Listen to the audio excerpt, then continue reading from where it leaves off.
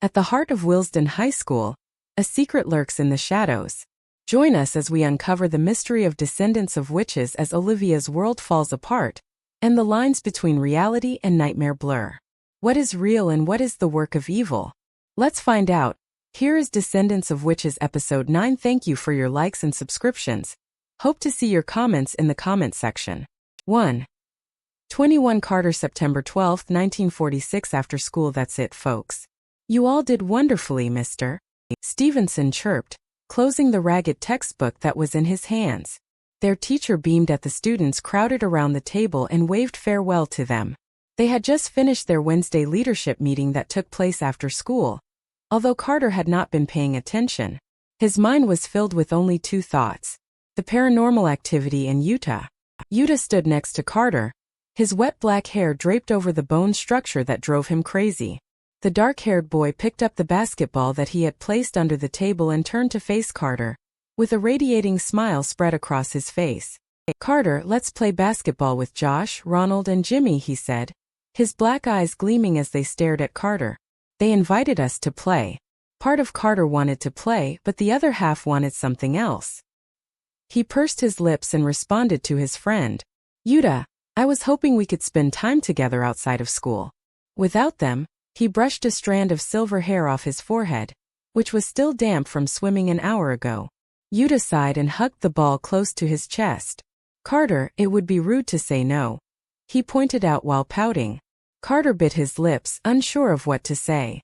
He didn't want to hurt Yuta, but at the same time, something deep inside him wanted to further his relationship with him. Carter didn't know why, but it was like a gut instinct. Perhaps spending time together would secure their friendship. Before he could respond, Jessica approached Yuta. "Hey Yuta," she exclaimed, beaming at him. Yuta turned to look at her and smiled brightly. Suddenly, Carter's ears pricked up at the sound of Jessica's stupidly sweet voice. The demon inside him suddenly stiffened as it became tense and alert. It scraped one finger along the bottom of his heart, green-eyed and hungry.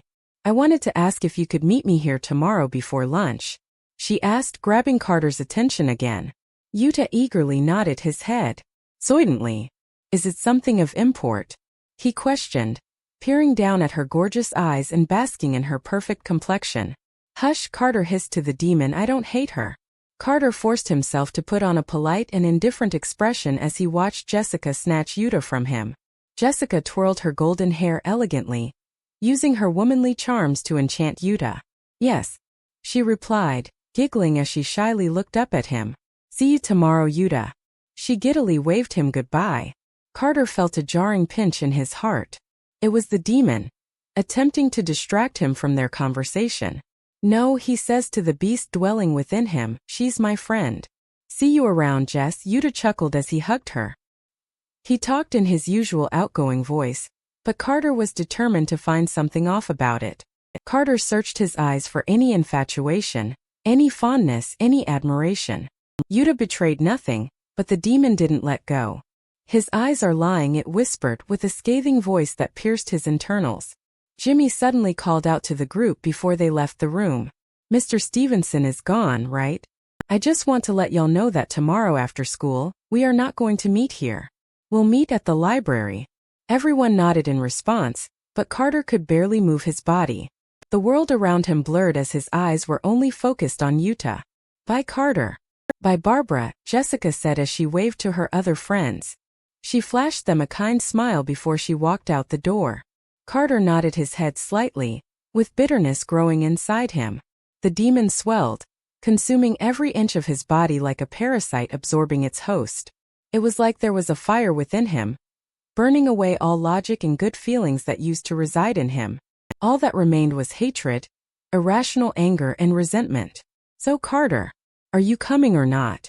he asked, inching closer towards the boy. Now that his attention was finally on him, Carter's jealousy instantly washed away like a wave. The demon inside him was eerily quiet. His face was close to his, but not so close that their noses were touching. He was handsome from the depth of his ink-black eyes to the gentle touch of his skin.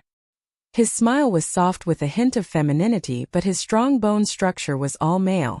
The air around him was perfumed by the heavy scent of lilies, and Carter knew if he ran his hands through his soft hair, it would have a flowery fragrance. Carter opened his mouth to respond, but before he could, Josh approached them. He was followed by Ronald and Jimmy, who were bickering about some trivial matter. I seriously don't want Jimmy playing with us. What is he going to contribute to the game? Nothing, I tell you, Josh huffed, walking towards where Yuta and Carter were standing.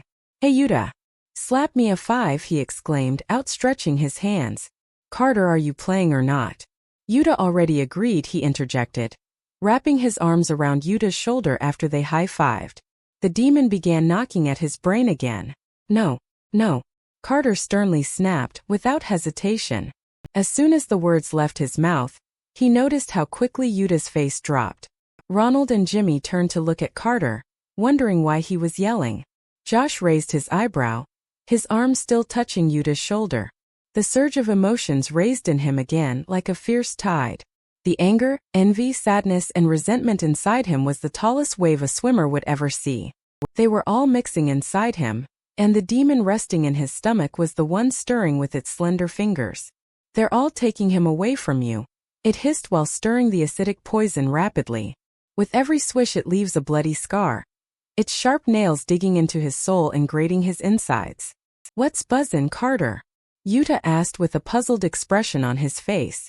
Carter gritted his teeth and clenched his fists as his heart fell to the floor. He couldn't resist the demon anymore as it took control of his mind.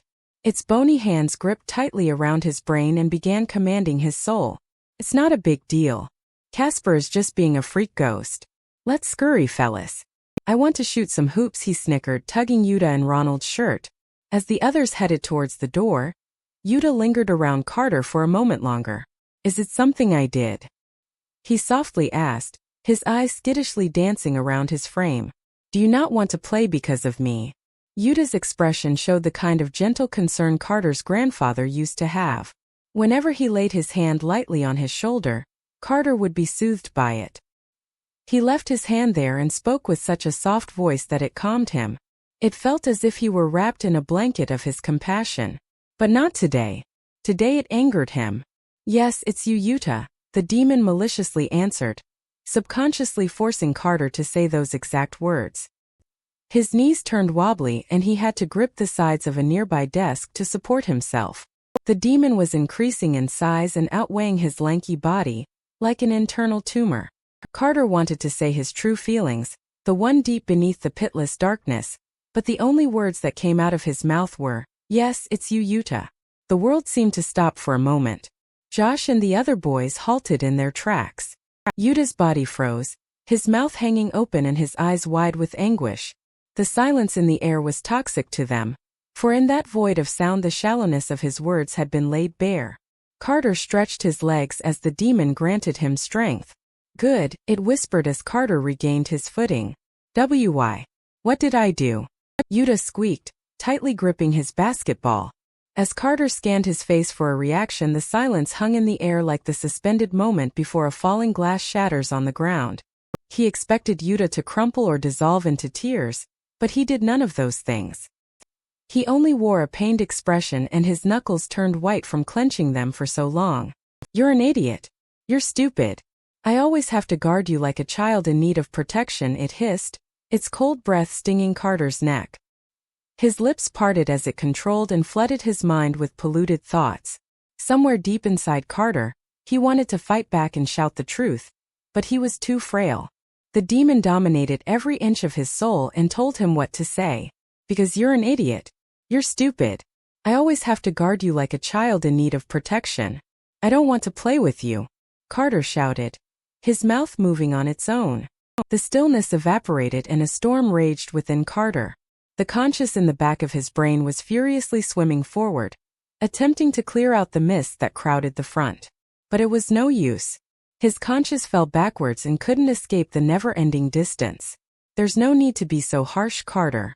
It's just basketball, Josh exclaimed, noticing the tears that were about to spill from Yuta. Carter ignored him, wondering why Josh suddenly had a sense of humanity. Carter knew that it was just basketball, but he had lost all the logic and reason within him, and he continued furiously yelling at Yuta. The insults came from nowhere but the demon swirling in and around him. His jealousy from minutes ago was forgotten. It was naive of Carter to initially allow the demon to enter him because now it had gotten a hold of his entire being. However, it was too late to go back. He had thought demon would subside after Jessica or even Josh left, but it stayed and grew into an abomination greater than envy. He couldn't fight it anymore. The tiny, sensible part of his consciousness that remained untouched wondered why. Why was this happening? I am not. Yuta furiously snapped, gripping the curves of the orange ball tightly. This isn't like you, Carter. You're being a prick. I am not stupid. He spat, the color in his eyes drained of light. I never want to see your face again, it sneered. As he repeated those words out loud, sudden light seared into his eyes like a brownie Hawkeye camera flash. But after the heat and light had gone, he was left in the most complete blackness he had ever known. I never want to see your face again. He blindly shouted, unable to see Yuta's reaction. Do you truly feel that way, Carter? Yuta whimpered. The taut tone of his voice sounded strangely melodic.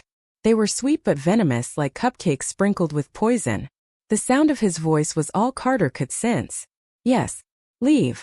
Carter rubbed and blinked his eyes furiously, but the darkness wouldn't abate. He could feel the hard varnished floor under his combat boots. He could still hear the faltering voice of his friend. He could smell the tense atmosphere. But he could see nothing at all. Yes. Leave. Carter viciously bellowed. He screamed from deep within, and it was as if his terrified soul has unleashed a demon. Perhaps it had. The hatred inside him seemed to multiply, not ebb. His mind was not his own, it was the demon. It had engulfed Carter's senses and blinded him, so Carter couldn't even see Yuta drifting away from him. Somewhere deep inside the back of his mind, his true soul rested. It shouted, but not even its voice echoed. That section of his body was the only place the demon couldn't reach, however. The demon was smart. It set up barricades so that it couldn't pass and tell Carter the truth. Fine. Yuta shouted with utter rage. I'll leave. I'll leave the swim team and I'll leave you, jerk. He screamed, and Carter could hear his heavy stomps rushing out the door. It was as if the demon wanted this to happen because, at that moment, it left. It left his body and sat down at the desk beside him, quietly sneering at the storm it created. Carter's vision was clear and his body was loose, like how a sack becomes flimsy after taking out all the heavy stones. His heavy eyelids drooped, but they managed to catch a glimpse of Yuta and the other boys shooting him a scathing look before slamming the door shut. The sound of the lock clicking was so quiet Carter couldn't hear it. Dread succumbed his being and he was left with absolutely nothing except a hollow heart and the quiet after a thunderstorm. As they parted, Carter collapsed onto the frigid ground. Though there were things in life Carter wanted to give up, Yuta was never on his list. Now, as he watched his best friend walk away, he realizes how selfish he has been. Carter lets out a defeated wail and cries harder than he could ever imagine. His last words play over and over in his head. I'll leave the swim team and I'll leave you, jerk. In the half-light, Carter looked like the shadow he has become, hunched over and leaning against the classroom wall, weeping. He took his bond with Yuta for granted, and in his naivety, he'd thought it unbreakable. But when Yuta pulled away, it wasn't only broken, but shattered into fragments more numerous than the stars. The bitterness rose like bile in his mouth, and with Yuta gone, he had no reason to swallow it anymore. Whose fault was it? His. Yuta's. Carter now had the freedom to realize that their argument grew from nowhere into a raging tornado. In his rage, he was blind to Yuta and the delicate petals of his heart and soul. He assumed Yuta was all his when he had no real reason to. He wanted to hang out with him alone but didn't care to think about his feelings. The words Yuta spoke to others were in such well-intentioned purity that it triggered the demon in Carter. The demon came from the fear and jealousy living in the crevices of his heart. It was like an active volcano prepared to erupt at any time. Carter desperately wanted to shout to the world that he didn't mean those words, that it was the demon who told him to say it. But wouldn't they ask why there was a demon in his heart in the first place? He sighed and concluded that this was all in fact his fault. He was the reason that demon exists. He wondered when it all began. When did that demon begin sleeping soundly within him? Was it when he first formed a bond with Yuta, that he thought was too strong or too weak and one day it would erode like a beach? Or was it when he started feeling jealous about trivial things? It was difficult to tell and too heavy to think about. His worst fear came true. In the end, it was Carter who initiated it. He was the one who led Yuta to drift away from him. He always thought it was Yuta who wanted to run away from him, when in fact Carter wanted to run away from himself. Carter never understood before why love must be free, but he did now. It must be free or envy will warp one's nature and change the love into something it should never be. A demon. Regret washed over him like the long slow waves on a shallow beach. Each wave was icy cold and sent shivers down his spine. He longed to go back and say what he truly wanted to, but now that was impossible. There was no way back and there was no way to make it right. The remorse would eat at him for the remainder of his life. He envied the desk surrounding him, hard and lifeless, unable to feel the torments of life. A crisp breeze suddenly swept past him, but Carter paid it no heed. He was too deep in his sorrows to care about the world around him. His mind was clouded with gray. It used to be white like his hair but then turned dark when the demon erupted and seared through his veins. The demon left minutes ago, leaving behind a mixture of black and white paint in his soul. The residue had contaminated his mind and there was no way to wash it. Carter lifted his head from his hands and sucked the thick air deeply, sniffling. He looked around the dark classroom with drenched cheeks and decided it was best to leave. He would mourn and weep at home, without the unfriendly faces of the shadowy desks staring at him. He shifted his gaze to the left to push his weighted body up. A glimpse of something horrifying peered out of the shadows and stared at Carter. His body instantly froze. He wasn't visibly terrified, although he was suddenly wary. He waited in the shadows as his eyes took in the dappled shade a little way yonder. In the shadowy gloom of the classroom, there was a silhouetted figure, thin and shifting side to side. Carter's curiosity got the better of him and he leaned forward slightly. The shadow moved swiftly, creating the illusion that someone was standing there. But it was definitely not a human being. It was a flying shadow like the one that dragged him through the pool last week. He bit his lip and attempted to calm his tense nerves. Paranormal activity. Carter's breath began shaking and his body had a tremor, but he sat still, not daring to move a muscle for fear that the shadow would notice. He remembered the demon that left his body earlier and sat at the same desk the shadow was currently hovering around. Could they be the same? Or was the demon simply a figment of my imagination? Carter wondered. His jaws wired shut so that not even a breath could be heard escaping his mouth. The shadow seemed to be dancing around the desk that was across from Carter. It wasn't a comical dance, it was wistful and haunting. After a few suspenseful moments, it picked up a paper and envelope Mr. Stevenson had left when teaching them something earlier. The shadow lifted the white gleaming paper in the air and from a distance, it would appear as if it was levitating. Carter pressed his back against the wall, trying to blend in with the darkly lit classroom, but he acknowledged the fact that his white hair stood out in the darkness like the paper within the shadow's grasp. Carter widened his eyes as he viewed what the shadow did next. It drew blood. It seemed to draw blood from not its hands but simply out of thin air. The stark crimson color stood out in the dark classroom as it dropped from mid-air and plopped onto the paper. The sound of the thick blood dripping was like harsh rain splattering against a window, causing Carter's insides to churn queasily. Suddenly he felt a sharp pain from his right palm. He glanced down at his marked palm and quietly gasped with realization. The shadow wasn't drawing blood from thin air. It was extracting blood from his hand, somehow. Carter anxiously pressed his palms against the soft flesh of his left arm, but it did not stop the bleeding. It cascaded across Carter's skin and silently splattered on the floor. Carter bit his lips to stop audibly wailing in pain. It felt like someone was dragging a sharp knife across his palm and outlining the mark on his hand. It was slow, never-ending torture. His gaze was so focused on his aching palm that he didn't notice the envelope flutter in front of him. Carter lifted his head and noticed that the shadow and its mid-air blood vanished. Good. It's gone. He panted heavily as the feeling of the knife lifting from his palm relieved him. The paranormal activity horrified him, but he was glad it was over quickly, or else he would have screamed by now. He began to wonder how it all happened, and his analytical thoughts took over his previously remorseful ones. If the paranormal activity was truly the school's doing, then he would have experienced it inside the pool room, as Jimmy said. But if it was Yuta's doing, it would happen anytime and anywhere. Carter bit his lip and furiously shook his head, brushing off the fact that he had angered Yuta minutes before. He peered down at his wound that was cut open in the shape of the triangular mark. Carter decided to rip his shirt and wrap it around his palm to stop the bleeding. As he clenched the neck of his shirt with his teeth, he noticed the white envelope laying on the ground in front of him.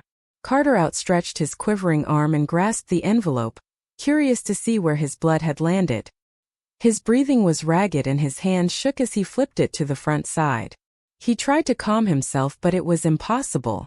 The dancing shadow that extracted his blood truly took a toll on him. Carter suddenly gasped upon gazing at the envelope. The words "Carter, you are a" were written in thick bloody handwriting on the front side. So the shadow did see me, Carter thought, swallowing the lump in his throat. He brushed his thumb against his freshly wet blood that was smeared on the paper and winced at the scarlet clots. He wiped the brimming tears off his face and hiccuped, wondering what message the shadow had for him. His heart throbbed anxiously. He shakily opened the envelope and pulled out the piece of paper. He unfolded it and read the word on it. All the oxygen in his lungs instantly left. Faggot. Carter was quite authoritarian.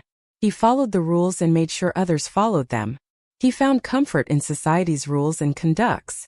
It made him feel sure that he was doing things right. It caused him to believe that his future was secure. So when that bloody six-letter word gleamed at him, he choked on his breath. How ironic. One of society's biggest rules broken by none other than Carter. All of the puzzle pieces in his life fit together so perfectly that it made Carter want to disarrange the pieces on purpose because the picture it formed was something he did not want to see. He desperately rubbed his eyes and told himself that this was all a dream. He was not that. Anything but that. Somewhere deep inside he knew it was true, but to think it would be confirmed by a shadow who knew more about him than he did was absolutely appalling. What the hell are you? Carter screamed into the dark abyss. How did you know? He quietly whimpered, hiccuping between tears. Whoever or whatever was controlling the paranormal activity was targeting something that was deeply hidden inside his heart. But Carter knew nothing about it, which terrified him to the bone.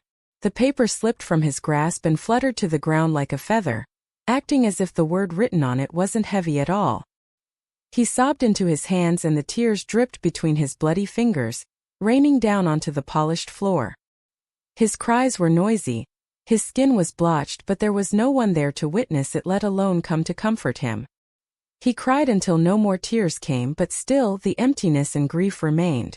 There was nothing left, nobody left, and no reason to move. His breathing hitched as his knees grew weak and he ripped the piece of paper to shreds. His heart hammered furiously in his chest as he came to many dubious conclusions. It all made sense to him now. His feelings for Yuta. That wasn't friendship. That was attraction. In this intense silence he screamed with his whole body. His eyes wide with horror as the words repeatedly flashed in his mind. His mouth rigid and open and his chalky face gaunt, as chilly shivers jolted through his body. His bloody fists were clenched with blanched knuckles and his nails dug deeply into the palms of his flayed hand. Carter was in severe denial. He had this dark, horrible secret that would make everyone hate him if they found out. Fear loomed over him as a dark crevice in his mind wondered if Yuta truly was the one. Would that mean he knew? His heart sunk as more tears flooded down his cheeks. No. Carter screamed in between sobs, hoping there was someone who heard him. This is not true. He yelled, hoping that saying it out loud would change it. He wondered if the world would believe him if they heard. What he did know, however, is that they would look down and ridicule him. Why? This can't be true. Carter gripped his shirt tightly, wanting to destroy something. Anything. He wished he could destroy those words from his memory as easily as ripping that letter. He wished he could destroy his feelings for Yuta. He wished he could destroy himself. But I like girls. Carter clenched his bloody fists and slammed them against the floor, screaming as tears streamed down his cheeks. Carter liked girls. But he also liked Yuta. He liked Yuta not only for his handsome face but for his beautiful heart. He wailed and shook his head. No, stop thinking about this. He desperately scolded himself. He couldn't escape the fear and the demons hovering around him.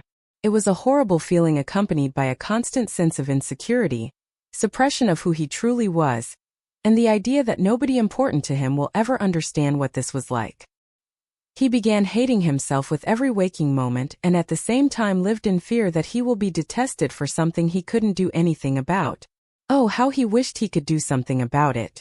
After long minutes of wailing in the lonely darkness, Carter groggily forced himself to stand up. He needed to leave this damn place before it completely suffocated him. As he walked towards the door, his frail body swayed, unable to keep his balance. The waves of nausea searing throughout his body added to his misery. His brain felt like it would burst beyond the capacity of his skull, and his dehydration was too obvious to ignore. He raised his heavy eyelids halfway and swung his wobbly legs forward, forcing them to walk out the door. Carter outstretched his quivering hands and turned the doorknob. It was locked. It wouldn't budge. A vague sense of familiarity abruptly washed over Carter. He knew that this had occurred before, and he could predict what would ensue next only a millisecond before it happened. Carter felt panic begin like a cluster of spark plugs in his abdomen. Tension grew in his face and limbs as his breathing became more rapid and shallow. What happened next was more than just a tingle that burned underneath his skin. It was as though someone attached a wire to each of his nerves, and his limbs trembled as the violent current pulsed through his veins. Coldness fondled his face and crept under his clothes, spreading across his skin like the tide on a frigid winter beach. With dry lips tinged with blue and rapidly chattering teeth, he began having a seizure. In these moments before his personal hurricane, he realized something. The shadow hadn't left. It followed Carter and absorbed inside his body as he walked out the door. Then it began strangling him and causing electrifying waves to shock his nerves, halting every system in his body. Carter staggered backwards and collapsed to the ground, but he couldn't feel or hear the thump. His brain stuttered and his eyes absorbed more light than expected, while every part of his conscious halts. He couldn't think, breathe, or scream. All his body could do was spasm rapidly. His limbs twitched on the floor like a dying insect, lying on his back with his legs convulsing. His back arched and his eyes rolled to the back of his head. His chapped lips were widely separated as no oxygen entered his body. In the midst of it all, he heard a malicious voice hiss in his ear, its icy breath stinging his neck. Die. Yuta trotted down the gray halls with Josh, Ronald, and Jimmy. They chatted happily as Josh bounced the basketball they were playing with. They had finished playing an hour of basketball after school, and it was getting late, so they decided to go home. Yuta was sad that it was time to leave, but he realized how late it was. Through the tiny windows, the purple evening rays shone through, somewhat illuminating the dark halls. As they passed room 110, they stumbled upon Mr. Stevenson, who was walking through the hall across from them.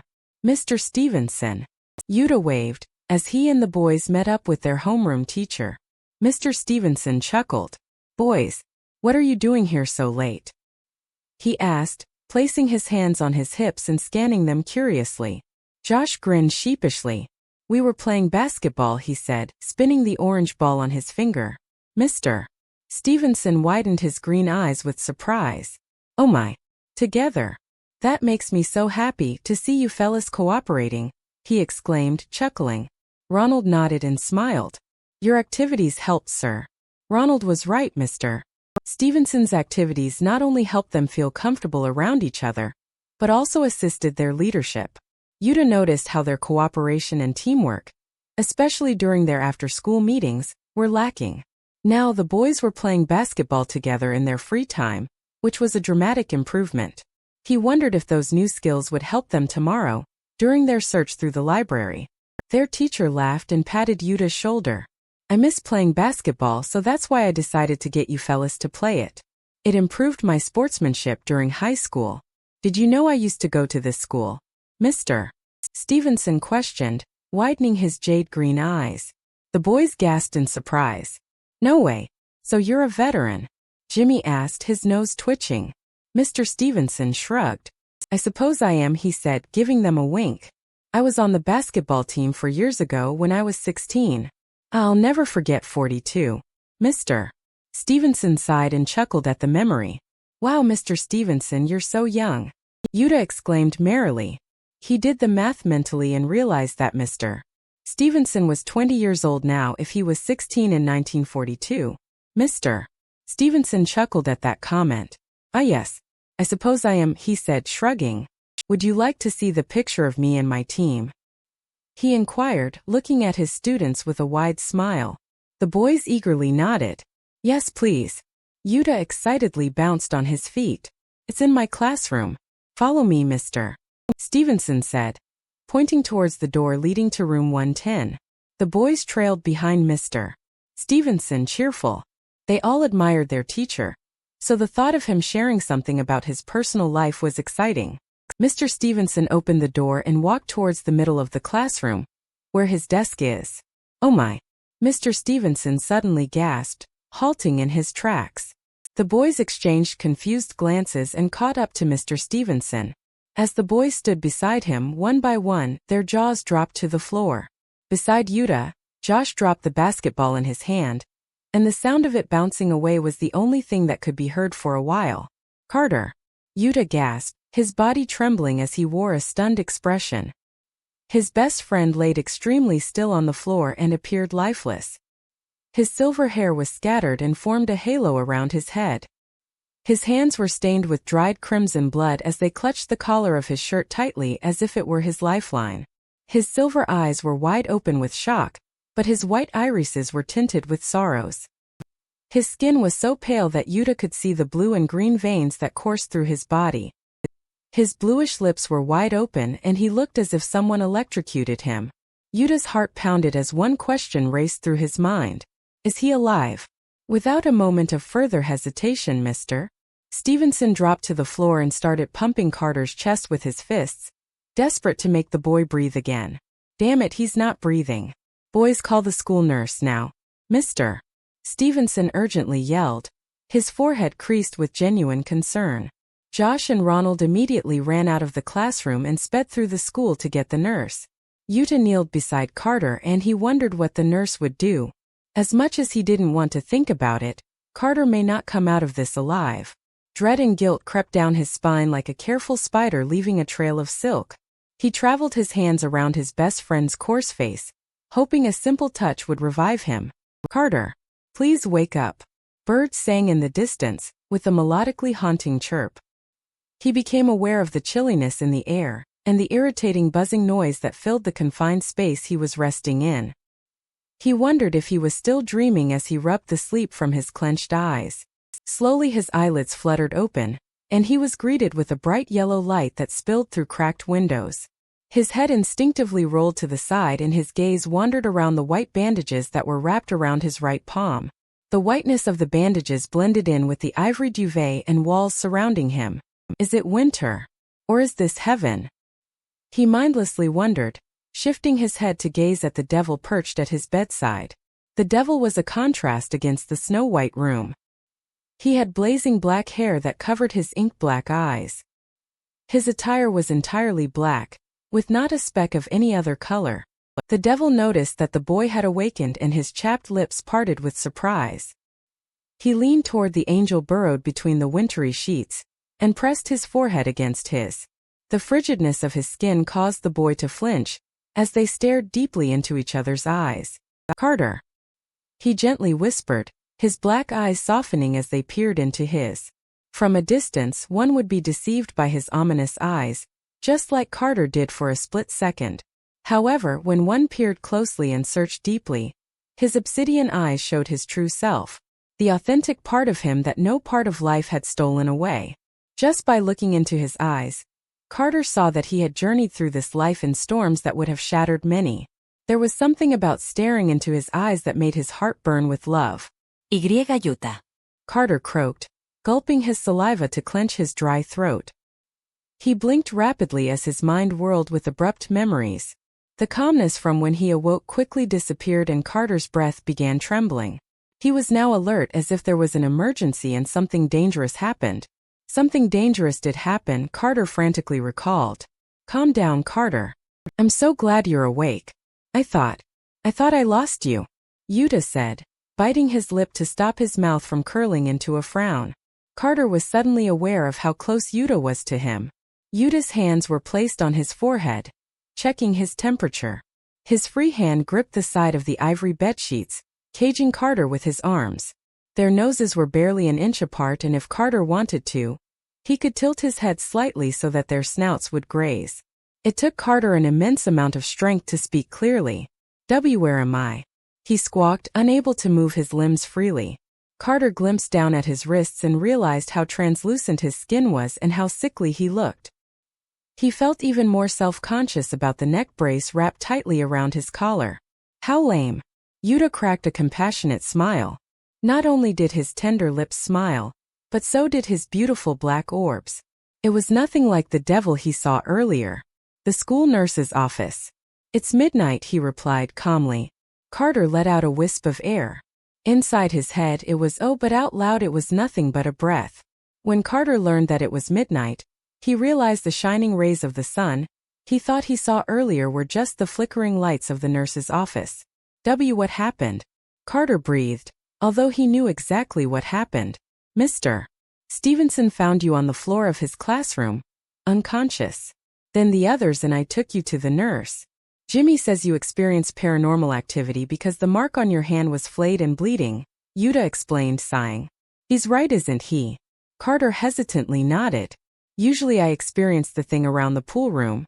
I'm so confused, Carter said, speaking in chopped sentences since it took a lot of energy out of him to even breathe. I can't be the school. Maybe a teacher or a student. Yuta suddenly stared at Carter with a tense expression. You think it was me? Why would I hurt you like this? Is it because of our fight? Yuta gritted his teeth and slammed the sides of Carter's pillows, nearly hitting his head. Carter winced as his heart skipped a beat, frightened at the boy's sudden fury. Damn it, Carter. I thought you folks didn't suspect me anymore. Why am I always the bum rap? We don't, Carter quickly said, and his eyes widened with hatred. Hatred towards himself for even speaking in the first place. Damn it, I missed my opportunity to apologize to him. He grumbled to himself. Yuta shot him a scornful look of disbelief. Well, it seems that you do, Yuta exclaimed, straightening his back. I'm still mad at you, by the way, he crudely added, before standing up from Carter's side to walk away. As Yuta's heavy footfalls stomped out of the room, Carter opened his mouth and yearned to ask, then why did you stay here with me? But no words poured out of his parched throat. 1. 22 Jessica, September 13, 1946. Before school. Her hair was a mess. Jessica didn't even have to glance at the cheap mirror next to her to know that it looked like a cat had eaten her hair and puked it back out, then let it dry in the sun. She groaned as her arms ached at the simple thought of brushing the tangles out with her broken wooden comb. Jessica rubbed the sleep from her eyes and sat up, tossing her ragged brown blanket to the side. Waking up was no longer the pleasure it used to be. There was a fleeting moment when she was whole again, but it evaporated faster than summer rain off the burnt earth. Her lids that were drooping and leaden with sleep snapped open as violently as if she'd been woken by the wailing raid sirens. There hadn't been an ambush for a week now, but still, not a camp remained untouched.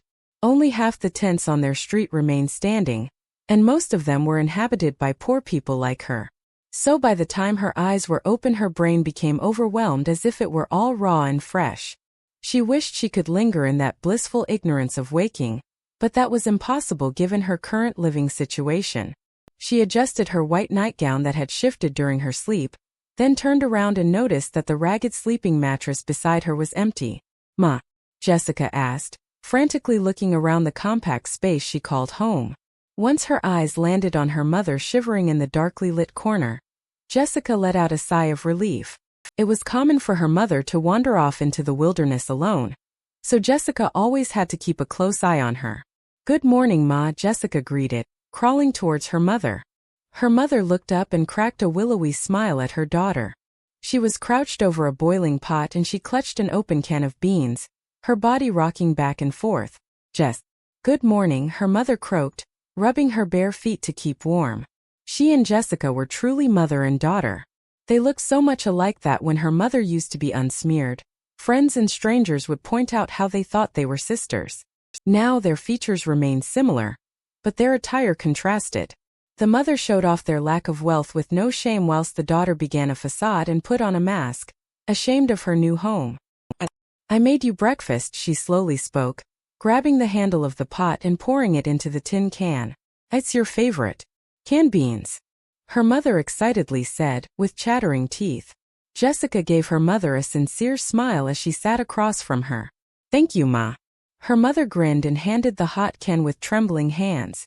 Jessica grabbed one of the plastic spoons lying on the sandy ground and ate her beans with it. She forcibly swallowed the gut-wrenching food, silently gagging.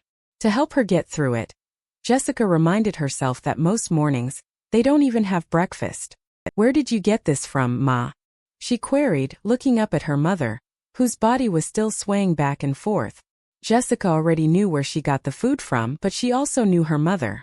Scolding her outright for theft would easily anger the traumatized woman, and Jessica was not in the mood for another one of her mother's frightening fits. "I snitched it from the market," her mother answered, grinning as she rocked back and forth with happiness. She turned to grab her leather handbag and pulled out an apple that was smeared with dirt. "I also bought an apple. Today is a special day, Jess. This is the first apple one bought," her mother chuckled, although it sounded like she was gasping for breath. Here, have it, Jess," she croaked, passing Jessica the apple. "Ma, next time let me do it." "It's not safe for you out there," Jessica calmly stated, taking a bite out of the dirty apple. As she crunched on the apple, she was thankful that her mother didn't get caught. Although, Jessica was quite sure the man at the market knew the two of them would occasionally steal food. Although he never said anything about it. "What are you going to eat, Ma?" Her mother laughed and shook her frizzy blonde hair. "No, Jess. It's all for you. I couldn't snitch anything else. The market was getting crowded," she explained, tightly wrapping the brown shawl around her skinny body as a harsh breeze slapped against the flappy tent. The beige tent they were living in was somewhat disheveled, which allowed the currents of wind and rain to enter. The ropes were loose and the bottom should have been pulled out more when they first pegged it 3 years ago. The tent became wrinkled over time due to it being extremely susceptible to weather, resulting in many sleepless and stormy nights. Jessica pouted, feeling sorry for her mother. "Ma, please. Take some of my breakfast," she said, dipping her spoon in the can and outstretching her hand so her mother could take a bite from the brownish soup. "Only 1 scoop, Jess. You need it more than me," her mother said in a coarse voice. She licked the spoon, then wiped her dirt-smeared mouth with the shawl. As she gulped the tasty food, she smiled at Jessica, telling her she appreciated it. "Oh, my dear daughter. Thank you," she said, placing her blistered hands over Jessica's soft cheeks. Jessica gave her mother a sweet smile. "Did you get anything for our lunch?" she asked as she finished the first breakfast she's eaten in a while. "If not, there might be some spare pennies lying around. I can buy something from the cafeteria for both of us." Her mother shook her head. "And no more pennies, I checked. Just before you leave for school you can snitch a sandwich from the market, okay?" she said, licking her chapped lips. "And while you're at it, grab a loaf of bread for me, okay?" "It'll be my lunch," her mother said in a wispy tone. Jessica sighed and nodded. She became a pro at theft after her father died alongside their wealth. She was used to stealing food from the nearby market since that was where she got all her soggy sandwiches from. As much as she detested the taste, it would fill her stomach for a couple of hours. She always felt guilty about stealing, but she and her mother were desperate. Plus, was it truly a crime to satisfy one's basic human needs? "I'm going to deck out for school now," Jessica said, crawling through the packed tent. Once she reached the corner where her suitcase was, she changed into her school clothes. When they had to move out of their old mansion, she begged her mother not to sell her clothes. In the end, they sold most of their household appliances, giving them enough pennies to last a year. But the year had flown by, and now they were living in the rural side of Willesden, in a tent. As Jessica buttoned her pink shirt, she picked up the hand mirror lying on top of her suitcase. She stared at herself through the cheap mirror, scanning every pore and detail. It wasn't even glass, it was made of plastic. Her old mirror had shattered on the day her father died, so she had no choice but to buy a cheaper one afterwards. She sighed and continued staring at her distorted reflection, while she untangled the bird's nest of hair. The mirror showed her the girl the world saw, yet somehow it didn't reflect her authentic self. Inside she was fireworks and wildness, love and frustrations, ambition and fear. All they saw was blonde hair and the kind of blue eyes people easily forgot. She ran a finger over the frame of the mirror, feeling its ridges and grooves. Jessica bit her rosy lips as she propped her hair in the fancy style Olivia forced her squad to do. I look like that zombie girl with my hair this way, Jessica thought, raising an eyebrow. Without hesitation, she tied her hair up in a ponytail, watching as the blonde ringlets cascaded down her back.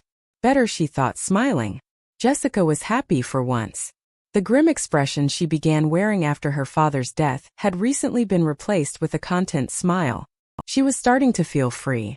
Free from Olivia's shackles and free from her grief. Her living situation didn't bother her, and her stomach wasn't rumbling anymore. Although her paranormal experiences haunted her at night, the mornings at school would make up for that, as she would be greeting her true friends, Yuta, Barbara, and Carter. A sudden burst of self-love flooded through her body, and she comes to a sudden conclusion. Today was the day she would tell Olivia the truth about everything.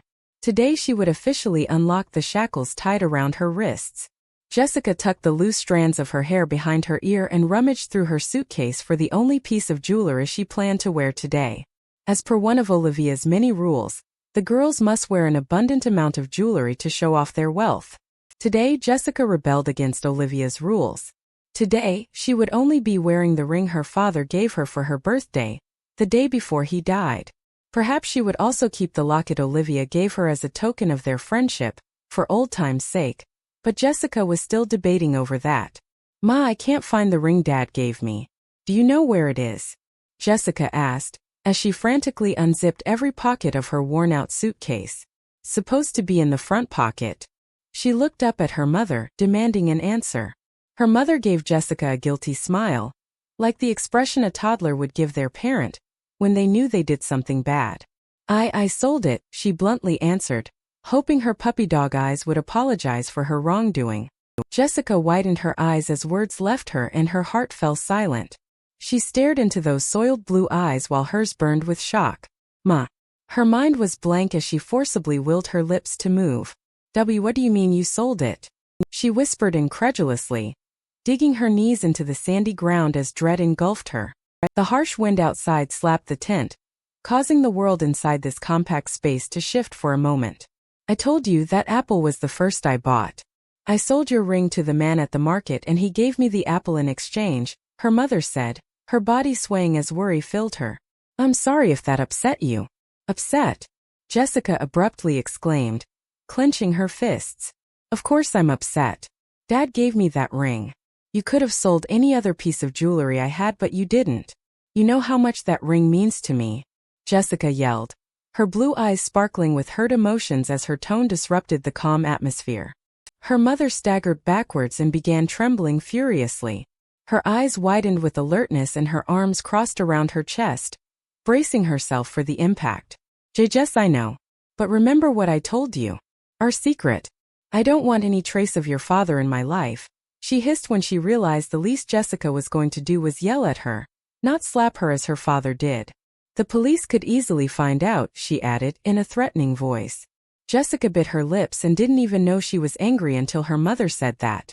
"This has nothing to do with our secret, Ma." The bark of her voice even surprised her. Her mother looked at her with those big wobbly eyes as she swayed back and forth more intensely, an action Jessica knew too well. The glisten of sweat above her cracked lips told Jessica to run before she did it again. However, as much as Jessica wanted to rein her words in and apologize before she made it worse, she didn't have it in her to stop. "It's not my fault you killed Dad right in front of my eyes. You should at least give me the benefit of holding on to my memories of him." Jessica's every word was lingering in the air like a permanent toxin, and the moment she said it, she regretted it. There were days her mother's head simply did not work. Her only way to cope was to rock back and forth and sit in the dark corner of their tent. Sometimes Jessica believed that it was nature's anesthesia, anything to numb the pain and to wipe out the trauma. She would reign all day, waiting for her sun to shine. Then there were times of clarity, sudden moments when her mother could see every detail and voice every jerking feeling. The trigger was usually when Jessica yelled at her, or when she happened to see a mirror. It reminded her mother of what happened that night, so Jessica always stowed away her anger and hand mirror, for fear that her mother would see it and throw a fit. But as with many items and feelings, they would always resurface. Her mother's swaying suddenly stopped. She swiftly stood up as her shawl dropped to the floor. Her bony hands balled into furious fists. She stepped forward and picked up the cheap hand mirror that was lying on top of her suitcase. Jessica immediately realized what she had done and what was going to happen next. "Jessica!" her mother screamed, lifting the hand mirror in the air. Her words were fierce, but her eyes were somber. Her eyes were the window to her soul, and her real Ma, the one beneath the surface of trauma and murder, told Jessica to run. Jessica stood up, her eyes wide with horror as she stared at the lifted mirror. It reminded her of the mirror she had 3 years ago, that shattered due to her mother finally fighting back against her father. Her mother had used it as a weapon, to kill. Jessica quickly grabbed her backpack and unzipped the tent so she could step out. A piece of the beige fabric got caught within the zipper, so Jessica began desperately tugging at it, hoping that she would be free from this cage before her mother shattered this mirror. "This damn thing," Jessica cursed under her breath, tugging and tugging until her thumbs grew sore. "Let me out. Henry!" her mother yelled as the memories of that night resurfaced in her malfunctioning mind. "You beat me all the time. I am your wife," she roared without a stutter or tremble. With one glance backwards, Jessica could see her mother preparing to slash the mirror right through her head, just like she did to her father that night. For once, Jessica was glad the mirror was made of plastic and not glass, or else she too would have been dead by now. It wasn't that her mother was crazy or didn't like people. She just didn't like love. Any association with the emotion had been a bad one, and her body learned to reject it. The way her father used to lift his fist against her mother made the little girl wonder, why do humans fall in love if this is the consequence? Her mother would scream with pure agony as his white knuckles gripped her throat.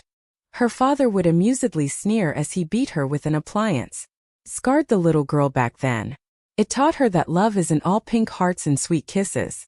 That was back then. Now her father was dead and her mother was a mess. However, to Jessica, there was a certain type of love that was worth all the pain and sacrifices. True love. Jessica's lungs ached with agony as she shielded herself with her backpack and used her other hand to rip the tent open. The harsh autumn breeze slapped her face as she quickly ran out, tripping over the pile of dirt standing in her way. She placed her hands over her ears, but it didn't mute the words her mother screamed next. "I hate you, Henry. I hate you. Die." The sound of her mirror clashing against the earthy ground rang through Jessica's head. After a few suspended moments, her mother wailed and cried. "Jess, did you see that?" her mother questioned, although there was nobody in the tent. She was repeating the words from the past, but the line between reality and traumatic memories was so thin for Jessica that the emotions she felt were all the same. "Please, this will be our secret, okay?" she heard her mother finally murmur. Jessica ran from the grounds where they had set up the tent. She didn't even stop at the market around the corner. Not caring for lunch, she ran straight to school, knowing the long trudge ahead will be harsh. But any place is better than home. "Hey, Barbara." Jessica waved to her friend as she approached her locker. Barbara spun around and returned the smile, her dark brown hair bouncing happily. "How was your night?" she eagerly asked, discreetly brushing the smears of dirt that ran in faded streaks across her legs. Barbara timidly nodded as she shut her locker door. "It was quite fine." "You?" she asked, her brown eyes sparkling at her new friend. Jessica bit her lip and shrugged. "Last night was okay, but this morning was far from that." "Yeah." She patted Barbara's shoulder and pleasantly grinned at her. "Any dope on the thing?" she whispered, glimpsing around the bustling hallway. As usual, students were rushing to their friends' lockers and classes. No one seemed to be paying attention to a word they spoke, although a weird feeling always hung in the air every time the MARC students discussed the paranormal activity. However, they were so used to it that it was easy to forget. Barbara shook her head in response. Perhaps the others learned something. "We're going to search the library after school, so we might find something," she reminded Jessica. Jessica nodded as they continued chatting while walking to their homeroom class. She suddenly noticed the pink notebook clutched in Barbara's hands. "Is that Olivia's homework?" she asked, pointing to the notebook. Barbara bit her lip and nodded, wearing a guilty expression. "I had no choice," she mumbled, staring at her feet. Before Jessica could tell Barbara that she shouldn't do Olivia's homework anymore, she felt a light tap on her shoulder. She spun around and saw that it was Olivia. Her dark brown hair appeared dry under the flickering school lights, and it was swept up into a ragged ponytail. Jessica raised her eyebrows as she scanned Olivia's outfit that was more concealed than usual. What surprised her the most was her bare face and sullen eyes. "Olivia?" she questioned, baffled by the girl that stood in front of her. "Jessica," Olivia mumbled, her arms crossed as she lifted her gaze from the ground. Her voice ringed with misery, and Jessica wondered if it was another fashion emergency that made her feel this way. Despite whatever the problem was, Jessica was glad Olivia wasn't calling her by her nickname anymore. "Where are Linda and the others?" Jessica asked as she shared a skeptical glance with Barbara. Olivia shrugged. "I don't know. And I happen to not care," she muttered, waving her hand dismissively. "I need to speak with you, Jessica," she added after a long sigh. "I also needed to talk to you," Jessica said, flashing Olivia a forced and docile smile. From beside her, Barbara arched her brow, not knowing what Jessica wanted to talk to Olivia about. "She'll understand soon. You go first, Olivia." Olivia inhaled deeply before speaking, her legs quivering as she gained the strength to spill her feelings. "Jessica, I know we have been avoiding each other recently because I've been so nasty to you for our entire friendship. I'm really sorry, Jessica. And I want to make it up to you. Perhaps we can figure things out together," she said with a hopeful expression. "I realize that without you, I'm absolutely nothing. Jessica, I need you back in my life because I sincerely miss you," she added as tears brimmed her eyes. "Are you serious, Olivia?"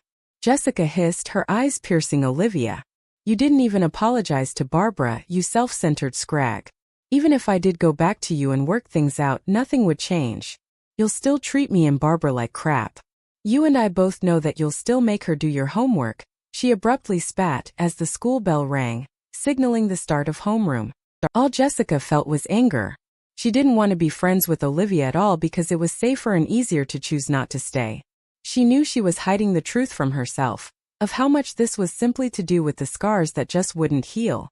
Olivia shot her a taken-aback look, not expecting that answer. The students rushed around the girls who began quarreling in the middle of the hallway, and soon it emptied. "What?" "Jessica, I'm being serious. I don't want to." "Olivia, it's clear that you only want me back to feel better about yourself. Don't belittle what we feel. Don't take our pain as an opportunity to make yourself look better even as you pretend to lend a hand," Jessica interrupted, as fury boiled inside her veins. At the same time, with every slow release of truth, Jessica was starting to feel liberated. "You don't know anything about me, Olivia. If I tell you who I really am, it will inevitably break our friendship whether I go back to you or not. Hell, it already has." "What do you mean?" Olivia asked, her liquid brown eyes wide with bewilderment. Jessica swallowed the lump in her throat and prepared to jump the hurdle. "I'm not rich like you, Olivia. Not anymore. After my father passed, all our wealth got taken away from my mother and I. That's the reason we moved," she explained, deciding to omit the details of where she was living now, for fear of being shamed. "See, we're not compatible anymore. We never really were. You're the rich girl who's supposed to have a rich best friend. Although to be quite frank, even back then I never thought of you as my best friend. When I had money and fancy clothes, I was everything you wanted. I know you simply needed someone who looked good to compliment you, follow you around and laugh at your stupid jokes. And you know what, Olivia? Acting as your accessory was painful as hell." Olivia knitted her eyebrows with sorrow, the truth of Jessica's words clearly hurting her. "Jessica, I don't care whether you're rich or not. I want you back because of who you are. You're so sweet and I'm jealous of that. I want to be like you, Jessica," she bristled with pleading eyes. Jessica was surprised that Olivia wasn't mad at her for lying. She bit her lip and thought for a moment, understanding how difficult it must be for Olivia right now. She and her boyfriend broke up and now she was trying to get her best friend back. But her empathy towards Olivia was short-lived once she remembered what she did. "Olivia, I hate you," Jessica seethed, spilling her true feelings. "I want to leave you and your stupid squad. You make Barbara and I feel like shit. I realized something once I started hanging out with Yuta and Barbara. I realized what it means to be a compassionate and caring friend. With them I feel like my true self. With them I don't feel the need to lie. But with you I wear makeup to hide myself. So please just do us one favor. Let us break our friendship with you." Jessica said, her breath quickening as she grew more passionate. She knew her words were a harsh slap in the face for Olivia, But she didn't care about being the nicest girl on earth. She wanted to be the freest girl on earth. "Oh really?" Olivia whispered, as a shadow of sorrow cast over her face. "Is that what you truly want? To leave?" Her arms had fallen to her side and her body looked frail as if she hadn't been eating for days. Jessica nodded without pausing for a moment to bat an eyelash. She glanced at Barbara, whose jaw had fallen to the floor. The kind look she gave Barbara told her to grab her justice. "Speak the truth now or she'll regret it forever." Barbara sucked the thick air and with Jessica's reassuring hand over hers, she was able to speak. "Olivia, you took me in when I had no one. But my perception was blurred because of you. I thought it was normal for friends to taunt and tease each other. But Jessica showed me what it means to be a true friend. And I'll never forgive you for your hurtful words that made me hate myself," she said without a stutter. Jessica's lips parted as her mouth quirked up into a sincere smile. Her blue eyes shone brightly under the glistening lights as pride soared through her body. It lightened her heart with love. To think that she changed someone's life, just as Yuta changed hers, was glorious. She tightened her grip around Barbara's hands, telling her what she just said was astounding. Barbara had finally overcome her fear. She turned to look at Olivia and all fury left her body. The only emotion remaining was courage. "You were a bad friend, Olivia. That's all there is to it. Perhaps your parents' divorce pained you, but it has been 3 years, Olivia." 3 years, Jessica added, knowingly adding fuel to the fire. But it felt so good to finally have her shackles unlocked. Olivia batted her eyelashes rapidly as the word struck her like a knife to the heart. Although Jessica didn't care. She enjoyed seeing Olivia get a taste of her own medicine, and she knew Barbara was amused too. Jessica stared intently at Olivia, waiting for an official breaking of their friendship. But no words left her mouth. Then Jessica realized that she and Barbara don't need Olivia's approval anymore. She turned to Barbara and grabbed the pink notebook that was clutched in her hands. Wait, Jessica. I still have to do her homework, it's one of her rules," Barbara whispered. However, they were the only group in the hallway so her words could be heard. Jessica spun to face Olivia and grinned. Then she tore her pink notebook right in her face. Fuck Olivia's rules. The stunned expression Olivia wore satisfied Jessica more than food ever has. It was the perfect mixture of shock, sorrow, and resentment. Jessica smirked as she bent down to take off her pink heels, which was mandatory for the girls to wear. She tossed them aside and audibly inhaled, breathing in as much of the fresh oxygen of freedom as possible. "I hated those high heels anyway," she added with a satisfied grin. Then she grabbed Barbara's hand, who gave her a huge smile. Their smiles were filled with contentedness and purity that reached deep into their unchained souls. Together they laughed and giddily ran towards class, leaving Olivia behind in the dust. There was a time when she was Olivia's poisoned apple. Half red on the outside but soiled and rotten on the inside like an angel in disguise. There was no hope of rescue for her, but somehow, a new friend found a way to light a fire inside her. The flame was so magnificent that it blinded the darkness lurking in her heart. Then she was told to free herself. Free from the prison of thick brambles and deadly thorns that Olivia planted for Jessica. She would never be able to repay Yuta for his kindness and helping her realize that she had to break away from Olivia. But she could try by offering him her heart and giving him her soul. And that's what she intended to do. To confess. She was feeling lighter today, as the burden of Olivia had finally been lifted off her shoulders. It was long overdue, she realized.